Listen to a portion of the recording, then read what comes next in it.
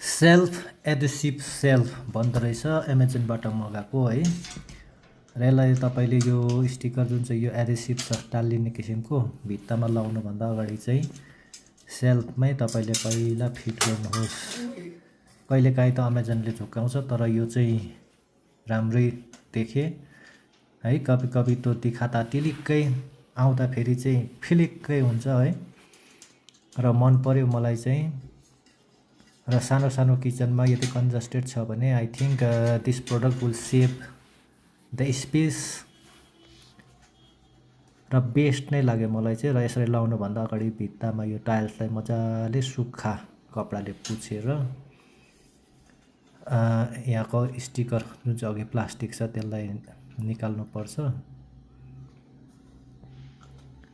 है, उक्काउनुपर्छ पहिला चाहिँ। र यसो गर्नाले चाहिँ सजिलो हुँदो रहेछ। र आज यो प्रोडक्ट लाउँदाखेरि चाहिँ मेरो एउटा भनौँ मिस्त्री खर्च पनि बाँच्यो, घरको मान्छे पनि खुसी, निकै चाम्रो छ। विशेष गरी यो किचन बाथरुममा चाहिँ टाइल्सहरू छ भने चाहिँ तपाईँहरूलाई काँटीहरू ठोक्न असजिलो हुन्छ है। र यो आफै टालिने सेल्फ एडेसिभ भन्छ है। भन्नु चाहिँ सेल्फ एडेसिभ नठेलीसम्म चाहिँ टालिँदैन। र एउटा त मैले अघि नै लगाइसकेको छु, अब त्यसैको लाइनमा हेरेर अर्कोलाई मिलाएर यसको एलाइनमेन्ट मिलाउनु पर्यो।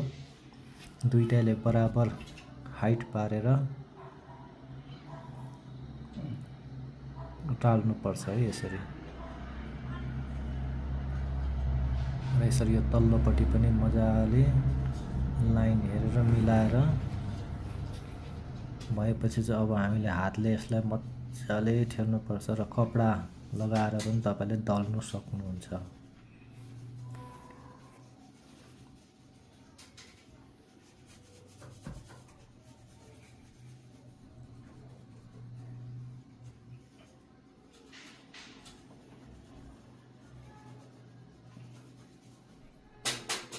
निकै बलियो छ।